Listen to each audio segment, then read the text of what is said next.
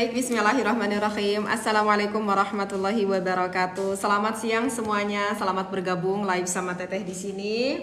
Mudah-mudahan kita semua diberikan kesehatan oleh Allah, sehat lahir dan juga sehat batin, dan selalu kita mengharap pada Allah ya. Segala situasi kondisi apapun, mudah-mudahan kita itu selalu ada di dalam rahmatnya Allah, maghfirah inayahnya Allah. Amin ya Allah ya rabbal alamin. Oke, tadi ada yang bertanya ya. Kenapa Abu Bakar Siddiq nggak ada binnya?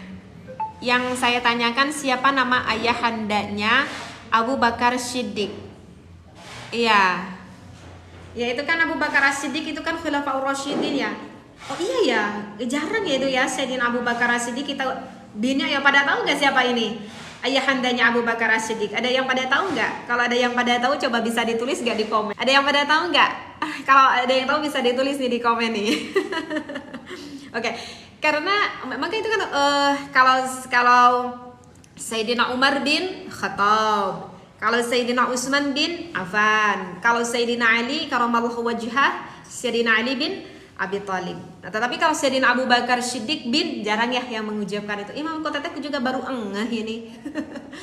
Karena kenapa jarang diucap? Karena Abu Bakar Siddiq itu sebetulnya itu bukan nama aslinya, Kak, bukan nama kelahirannya. Karena kalau Abu Bakar Siddiq itu nama kunyah. Nama kunyah itu, jadi kalau kunyah apa ya? Kayak Landian lah, kayak Landian. Karena sebetulnya nama asli Abu Bakar Siddiq itu nama aslinya itu adalah Abdullah. Nama asli Abu Bakar Siddiq itu Abdullah. Abdullah bin Utsman. Jadi binnya bin Utsman, Kak. Gitu. Jadi Abu Bakar Siddiq itu nama aslinya Abdullah bin Utsman. Abu Kuhafah bin Amir.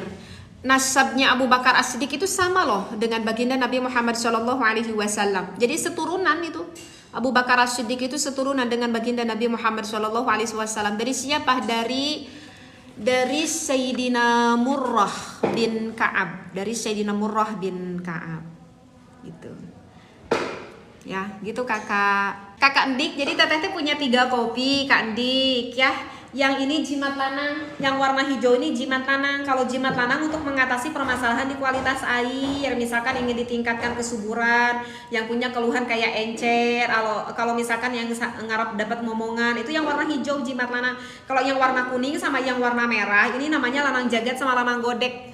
Untuk mengatasi permasalahan kayak misalkan yang permasalahan di durasi, permasalahan di kekerasan, permasalahan kayak kurang stamina, kurang gairoh. Nah, itu yang lanang jagat sama yang lanang godek.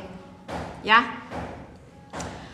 Gitu Kakak ya. Teteh Khadijah, perbedaan godek lanang. Oke, Kakak Dede. Sebentar Kak Dede ya. Apa ini Teteh Khadijah kan menikah dengan baginda Nabi Muhammad SAW ketika berstatus janda. Sebelumnya siapa suami Khadijah? Oke. Atik, namanya Atik. Oke, gini. Siti Khadijah itu kan janda, udah pada tahu ya. Janda menikahi Rasulullah usia kurang lebih 25 tahun, statusnya pemuda. Dan Siti Khadijah itu, oh iya, siapa sana suaminya Siti Khadijah katanya yang bertanya teh. Dulu kan Siti Khadijah itu status janda. Jadi Siti Khadijah itu pernah menikah sama seorang laki-laki yang bernama Atik gitu Kakak. Atik bin siapa itu teh? Atik bin Aid kalau nggak salah, Atik bin Aid. Nah kemudian Atik bin Aid itu Masya Allah itu seorang saudagar loh. Atik bin Aid itu seorang saudagar, dia itu yang berjualan niaga gitu, cukup kaya. Makanya itu kekayaan Siti Khadijah itu dari suami yang pertama. Ya, dari suami yang pertama itu Siti Khadijah kekayaannya karena sama-sama berniaga. Kemudian punya sosok seorang bayi kecil, seorang wanita, kemudian umurnya tidak panjang. Anaknya itu, anak kecil bayinya itu, kemudian tidak lama kemudian wafatlah suaminya yang bernama Atik gitu. Nah, kemudian dilantaskan Siti Khadijah itu menikah lagi dengan laki-laki yang lain, seperti itu menikah dengan Abu Hallah. Kemudian punya satu anak putri yang bernama Hindun. Tapi tidak lama kemudian juga Suami yang keduanya itu siapa? Abu Halah pun sama ikut meninggal. Nah itu statusnya jadi udah janda 2 kali itu Siti Khadijah. Cuman kalau untuk anak yang keduanya itu Hindun itu masih ada ketika menikah dengan baginda Nabi Muhammad SAW. Gitu kakak ya. Diminum pakai madu bisa kakak. Diminum pakai madu bisa banget. Cuman kalau ragil nanti cari madunya yang pinter ya, cari madunya ya. Maksudnya jangan ceritanya madu tetapi banyak banget campurannya gitu ya. Atau misalkan ada banyak bahan kimianya, cari madunya yang murni ya. Teteh boleh nggak kalau harta peninggalan orang yang wafat dipakai untuk biaya tahlilan? Tanya aja ke ansor, ke ahli warisnya. Karena kan kalau harta yang ditinggalkan oleh almarhum itu hartanya sudah menjadi hak ahli warisnya. Tapi jangan dulu dibagikan. Kalau misalkan jenazahnya itu atau yang wafatnya itu meninggalkan hutang. Kalau punya hutang ya bayar dulu hutang-hutangnya. Bayar dulu hutang-hutangnya jenazah tersebut. Kemudian ini yang kedua, apakah itu si jenazahnya itu punya wasiat? Tidak. Kalau misalkan punya wasiat ya harus dilaksanakan dulu wasiatnya. Misalkan si jenazahnya itu ketika sebelum wafat itu berwasiat, misalkan ingin memberikan sebagian hartanya kepada fulanah, misalkan pada siapa gitu ya, mau memberikan harta, yaitu bayar dulu, wasiatnya jalankan dulu. Jadi bayar dulu hutang, bayar dulu wasiat. Nah sesudah itu baru itu hartanya menjadi milik ahli warisnya. Kalau misalkan mau dipakai untuk tahlilan, ya tanya ahli warisnya. Ahli warisnya ridho tidak sebagian hartanya itu dipakai untuk biaya tahlilan. Kalau ridho, bagus sekali. Kenapa bagus sekali? Ya baguslah, tidak ada sesuatu kemaksiatan di dalam tahlilan. Kita mengundang masyarakat mendoakan jenazah. Bukankah kita sangat mengharapkan doa dari siapapun itu? Doa itu adalah kebaikan. Kemudian kita yang punya rumahnya juga bersedekah. Sedekahnya ya sekemampunya kita. Kalau kita mampunya cuman goreng bala-bala, ya goreng bala-bala aja. Kalau misalkan kita cukup sugih, kita cukup kaya, ya kasih makanan yang lebih layak, lebih pantas, itu lebih baik. Apalagi kalau kaya banget gitu, udah yang pulang tahlilan dikasih amplop 50.000, 100.000, kayaknya seneng banget itu. Tidak apa-apa, itu kan bersedekah, ada kebaikan di sana. Ayat itu apa teteh yang menjadikan dasarnya, yang menjadikan referensinya lah. Kadang sekarang tuh, zaman sekarang tuh pengen itu ya, apa yang dikatakan itu pengen jelas gitu dengan referensi ya, seperti itu. Karena ada sebuah hadis ini yang diriwayatkan. Jadi dulu pernah ada yang bertanya kepada baginda Nabi Muhammad SAW. Ya itu kan jadi ada seorang yang bertanya kepada baginda Nabi Muhammad SAW, ya Rasulullah, ibundaku tuh sudah wafat. Sedangkan ketika ibundaku wafat, aku tidak ada berada di samping beliau gitu. Ya Rasulullah, apakah aku bisa memberikan kebaikan untuk ibundaku, memberikan sebagian harta yang aku miliki dikhususkan untuk ibundaku? Apakah itu akan bermanfaat gitu? Maka kata Rasulullah, bermanfaat. Kata Rasulullah bermanfaat. Nah itu kakak, itu udah jelas banget itu di dalam hadis, kata Rasulullah bermanfaat. Nah inilah yang menjadikan kalau kayak Imam Nawawi di dalam Syarah Muslim itu terjadi hukumnya boleh. Yang terjadi hukumnya boleh kita melakukan tahlilan tersebut, seperti itu. Dan apakah itu sampai itu jelas, bahkan itu sudah menjadi ijma, kesepakatan bagi orang-orang muslim ya. Teteh banyak artis laki-laki, teteh ya kayak Khair. Teteh banyak artis laki-laki yang memakai make up itu haram? Bukankah make up itu khusus wanita? Apakah dikatakan yang menyerupai wanita? Cina gitunya. Kalau ini bukan untuk artis doang sih, ini kakak bertanyanya artisnya bagi siapa aja deh, pokoknya laki-laki ya, bukan artis doang. Tapi mungkin yang identik berdandan itu mungkin laki-laki ya. Kalau make up yang teteh ketahui, kakak kan teteh sendiri yang senang banget bermake up. Make up itu kebagi, ada make up yang secara umum kan kak, ada make up yang secara umum. Kayak make up secara umum kan sekarang mah udah zaman banget ya. Sekarang mah kan udah zaman banget. Laki-laki juga suka skincarean ya sekarang mah, perawatan gininya laki-laki oke nama perawatan. Laki-laki juga kan pakai mulai dari hand body, perawatan pakai krim siang, krim malam, pakai sunblock, pakai alas bedak. Tujuannya agar apa? Tujuannya teh sana agar menutupi pori-pori. Teteh suka lihat itu yang jualan itu ada di TikTok tuh kayak alas bedak. Suka ada alas bedak itu khusus untuk apa tuh untuk laki-laki ya. Untuk laki-laki gitu. Kalau seperti itu masih tidak apa-apa ya. Karena kalau misalkan kita basic dasar, kalau misalkan kita make up basic dasar kan itu tidak sampai menyerupai wanita. Yang tidak boleh itu kalau misalkan kita itu berdandannya itu israf gitu, berlebihan sampai apa ya? Sampai taghyirul khalqiyah gitu ya. Sampai merubah gitu akan bentuk asli dari seorang laki-laki tuh. Saking dandannya tuh sampai kayak seperti wanita. Nah kalau itu baru nggak boleh. Itu si laki-lakinya sampai dikerik alisnya ya. Sekarang mah suka ada ya sampai pakai eyeshadow, sampai pakai eyeliner, pakai lipstick merona, pokoknya percis aja. Itu si laki-laki tuh selewat itu kayak wanita. Nah itu baru nggak boleh. Tapi kalau misalkan make upnya basic dasar aja mah nggak apa-apa gitu. Karena teteh juga pernah ya ketika kemarin tuh sunatan itu teteh hajatan sunatan anak yang bungsu itu suami teteh juga kan pakai alas bedak. Kenapa kata teteh pakai alas bedak? Ini teteh karena di pencahayaan kan nanti di foto tuh kan biar bagus nggak kelihatan katanya pori-porinya. Tapi udah cuman itu doang, itu mah nggak apa-apa. Ya, teteh apakah berdosa sebelum berhubungan melihat video 17 ke atas? Maaf cuma tanya, nggak boleh. Tidak disarankan Kak Ketu ya. Tapi kan teteh kita kan sudah menikah. Kenapa kita nggak boleh kita lihat video itu? Kan kita udah nikah. Wong kita juga kan sama. Yang seperti di video itu tidak terlalu jauh gitu ya Kakak Pak Ketu. Tidak ya Kakak Pak Ketu itu haram. Tidak boleh. Dan itu nanti teteh maksudnya Kakak Pak Ketu kenapa tidak boleh? Karena itu lebih banyak madorot daripada manfaat. Meskipun kita berpikir kata Pak Ketua, tapi teh kalau menurut aku mah lebih banyak manfaat. Akhirnya istri aku bergairah, akhirnya aku bergairah. Tetapi itu adalah sesuatu bergairah dengan tanda kutip. Dan itu secara tanpa tidak disadari Kakak Pak Ketu itu bisa mengganggu kerusakan mental mau sebagai seorang suaminya ataupun seorang istrinya. Kalau misalkan ditelusuri lebih jauh itu akan sangat merusak sekali akan mental. Meskipun kita itu sudah menikah. Seperti itu. Jadi jangan sampai terangsang gairahnya itu jangan sampai dikarenakan hawa nafsu naudzubillah asyaitan seperti itu.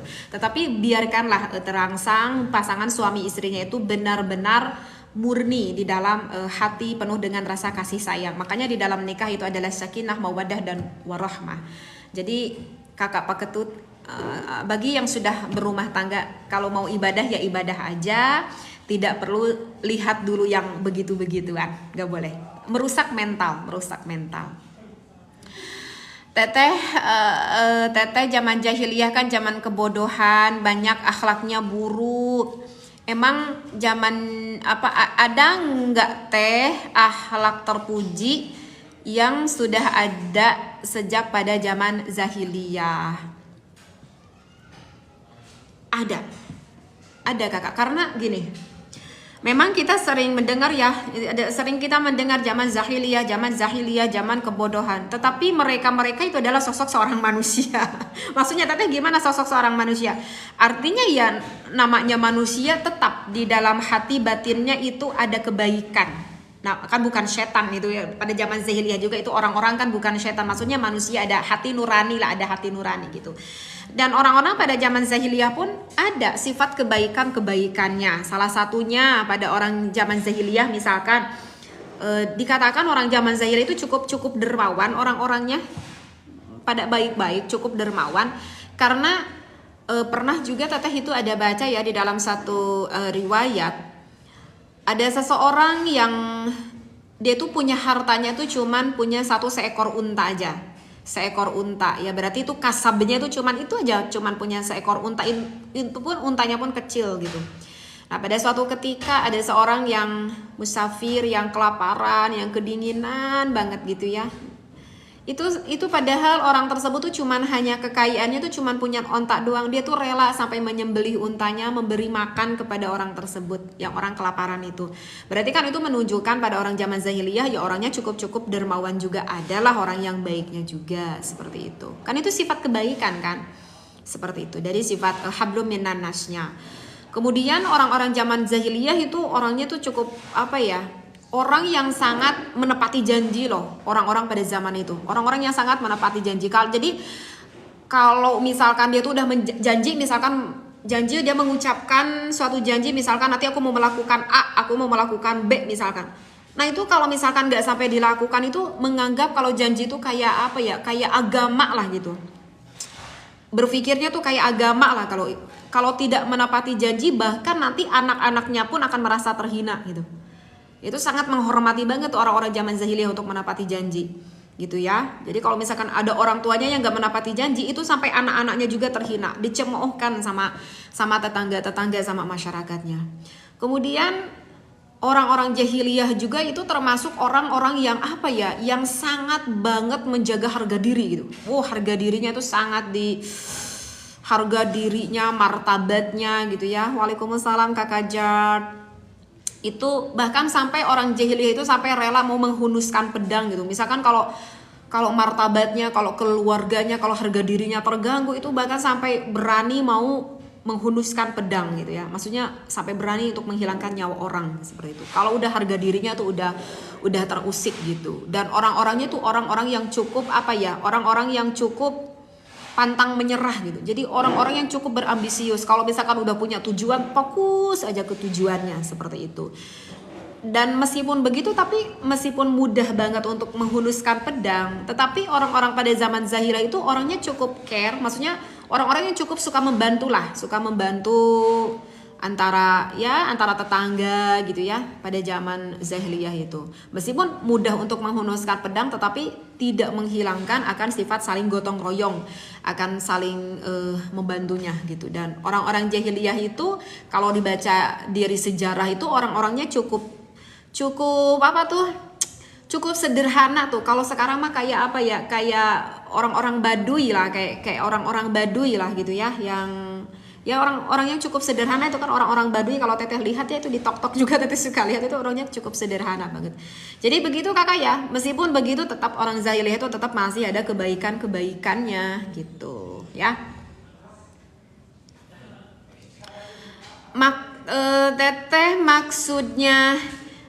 Teteh maksudnya ipar adalah maut itu apa? Ini yang bertanya sepertinya ini sekarang lagi itu ya, ada film viral ya.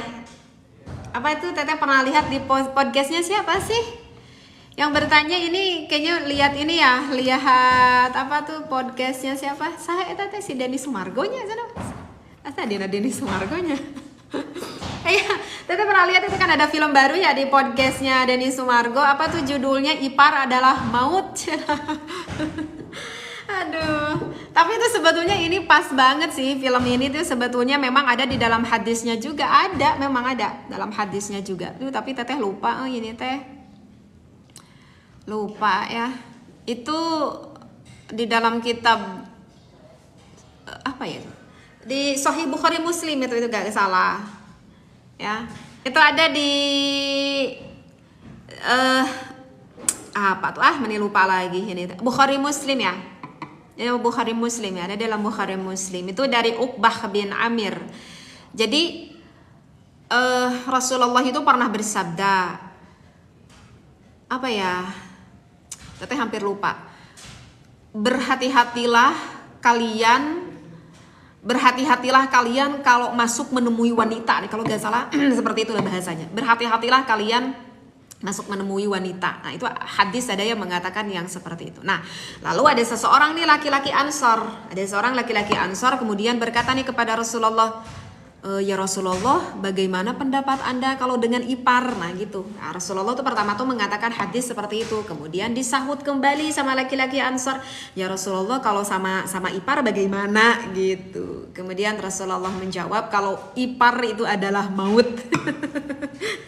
Kata Rasulullah kalau ipar itu adalah maut. Para ulama ahli hadis ini memiliki statement yang agak cukup berbeda, menyebutkan ketika ipar itu adalah maut. Kalau menurut Imam Al-Munawi, alasannya Rasulullah menyebut kakak ipar yang masuk ke dalam rumah, ya, kakak ipar yang masuk ke dalam rumah istri adiknya itu disebutkan sebagai kematian. Itu disebabkan karena banyak orang yang tidak terlalu tahu, orang yang tidak terlalu paham bahwa sebetulnya adik ipar atau misalkan kakak ipar itu pasangan yang bukanlah mahram loh, gitu ya. Itu yang bukan mahram. Kita menganggap ya itu karena adik istri aku, itu dikarenakan kakak istri aku, ya menganggap seperti saudara, kayak adik kakak aja, padahal itu kan tidak satu mahram. Itu adalah alasannya, itu adalah seperti itu. Ya, sehingga dikarenakan tidak satu mahram ya halayaknya seperti yang tidak satu mahram, harus menutupi aurat, tidak boleh bersentuhan kulit, dan juga ada adab-adab yang lainnya juga ya, karena kan tidak satu mahram, seperti itu. Dan Imam Munawi juga menambahkan kalau misalkan kita berkumpul bersama itu bisa menjadikan suatu keruksakan yang lebih, karena begini deh, maksudnya begini kalau yang dimaksudkan oleh Imam Al-Munawi. Jadi kan kakak ipar, adik ipar itu kan tidak satu mahram, sehingga kalau misalkan kakak ipar, adik ipar terbuka aurat, misalkan perempuan kakaknya atau adik iparnya itu perempuan, ketika rambutnya terbuka di dalam rumah itu ya aurat, terlihat oleh misalkan sama suami teteh misalkan itu kan tetap aurat. Misalkan pakai celana pendek itu kan aurat. Apalagi misalkan kalau kakak ipar, ada adik ipar itu misalkan masih di dalam satu rumah, misalkan kita punya adik ipar, karena adik ipar kita belum nikah ya, kita masih diam di dalam rumah mertua kita. Kita melihat adik ipar kita setiap hari yang selalu terbuka aurat, rambutnya kemana-mana, kadang suka pakai celana pendek karena merasa di rumah pakai daster pendek gitu. Dan itu bisa menimbulkan birahi, bisa saja itu menimbulkan birahi. Jadi kalau misalkan seperti itu ya, maka wayahna itu si adik ipar atau kakak ipar itu harus benar-benar menutupi aurat selayaknya. Dan kenapa dikatakan maut? Dikarenakan ya banyak orang yang berpikir dikarenakan saudara ini seperti itu. Kan berbeda kalau misalkan ada orang lain. Kalau ada orang lain yang masuk mau ke dalam rumah kita, kan kita tahu oh itu orang lain. Kan orang lain pun tidak berani yang gimana gitu. Biasanya kalau kita bertamu mungkin dengan pakaian yang cukup sopan, berkata yang cukup sopan, kemudian ada jarak karena kita tahu kan gitu. Kalau orang lain, tapi kalau kita merasa kalau dengan adik ipar dengan kakak ipar ya mungkin kita udah merasa deket banget. Nah dari kedekatannya itu yang membahayakan itu adalah itunya. Jadi itu yang dimaksudkan ipar itu adalah maut ya. Jadi gitu kakak yang dimaksudkan kakak ya. Gitu kakak ya. Kalau begitu mahram berarti ipar bisa dinikah dong? Enggak. Begini kakak. Bukan berarti bisa dinikah, enggak bisa dinikah, bisa, tapi begini kakak Ujang Asep begini. Ini jadi berbicaranya tentang mahram dong, begini. Mahram itu kan ada terbagi dua kak, ada mahram yang mu'abbad, artinya mu'abbad itu kakak Ujang Asep, mu'abbad itu yang selamanya. Contohnya seperti kayak ke ibu, kayak ke bapak, kayak ke kakek, kayak ke nenek, kayak ke uwa, kayak ke bibi, itu mahramnya mahram mu'abbad. Artinya mu'abbad itu adalah selamanya, nggak boleh gitu ya. Nah ada juga yang mahram yang sifatnya sementara, nggak mu'abbad, tetapi mahram yang sifatnya sementara ya. Kalau yang sifatnya sementara ya itu kakak, contohnya seperti kayak ke kakak ipar, kayak ke adik ipar, itu mahramnya cuma sementara gitu. Artinya tidak boleh itu adalah kalau misalkan berpoligami, maksudnya kakak gitu, kakak Ujang, siapa tadi teh kakak Ujang, siapa lupa lagi. Kalau misalkan istri kitanya masih hidup, kemudian kita menikahi adik istri kita menikahi kakak istri kita berpoligami, itu tidak boleh, haram hukumnya. Maksudnya begitu kakak. Tetapi boleh kita menikahi adik ipar kita, boleh kita menikahi kakak ipar kita jika istri kita misalkan meninggal, atau misalkan kita itu sudah bercerai dengan istri kita sekarang menikah sama adik kita, berarti cek orang Sunda manaon turun karanjang nya, atau menikah dengan kakak ipar kita mencok orang Sunda mah naik karanjang. Itu turun ranjang. Iya betul Kak Firdausnya, turun ranjang. Nah itu baru boleh. Tetapi nanti boleh menikahnya kalau istri kitanya wafat, atau istri kitanya atau kalau kita cerai gitu. Tapi kalau untuk berpoligami itu tidak boleh. Bisa teh menghalalin anak angkat kakak Nasruddin ya, kalau misalkan tidak semahram itu tidak apa-apa. Kalau tidak ada hubungan mahram itu tidak apa-apa. Teh bagaimana hukumnya menerima amplop setelah sholat jenazah? Itu suka ada ya. Iya itu di kampung Teteh. Tapi kalau di kampung Teteh itu orang yang agak cukup kaya. Orang Masya Allah, orang yang agak cukup kaya itu suka disediakan, orang-orangnya yang cukup baik disediakan amplop.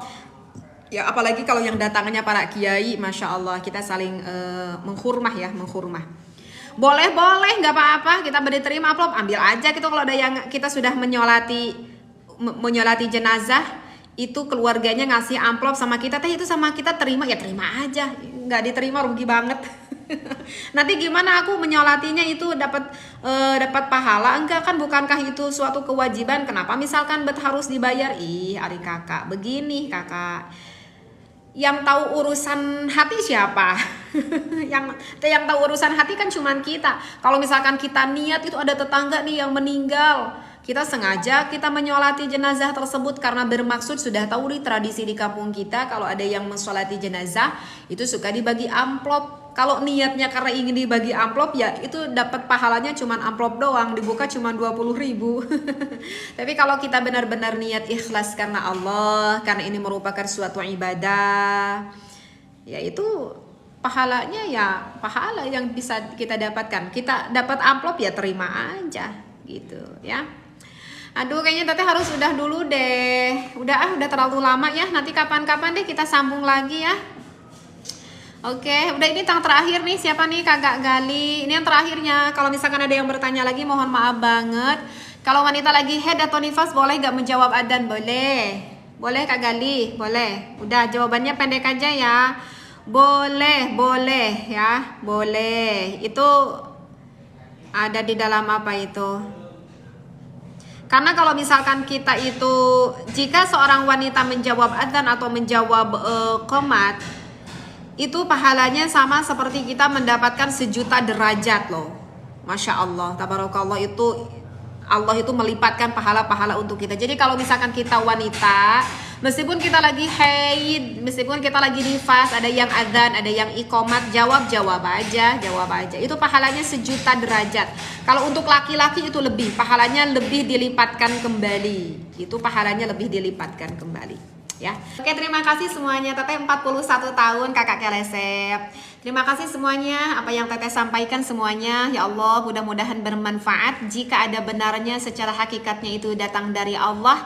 Jika ada salahnya ya Allah, mudah-mudahan bukan keluar dari hawa nafsu Teteh, tetapi jelas kesalahan itu yang keluar dari kebodohan Teteh. Mudah-mudahan bermanfaat bagi siapapun yang mendengarkan. Insya Allah setiap apa yang Teteh bahas di dalam live di TikTok ini sama Teteh suka ditayangkan kembali di konten YouTube Al Asran. Jadi bagi kakak semuanya yang pengen tengok ngaji-ngaji Teteh, bisa dilihat di konten YouTube Al Asran. Itu konten YouTube Teteh ya. Teteh tuh punya 2 konten YouTube. Yang pertama konten YouTube Al Asran, yang kedua konten YouTube Fikih Nikah. Cuman untuk Fikih Nikah Teteh udah hampir 2 bulan Teteh nggak mulai ngaji lagi karena agak terlalu jadwal waktunya semakin sini semakin sibuk juga gitu. Jadi Teteh sekarang lebih fokusnya ke satu konten YouTube aja, di konten YouTube Al Asran. Oke, terima kasih semuanya, bye bye. Salam silaturahmi dari Teteh. Mudah-mudahan kita bisa jalin silaturahmi terus ya. Assalamualaikum warahmatullahi wabarakatuh. Terima kasih semuanya.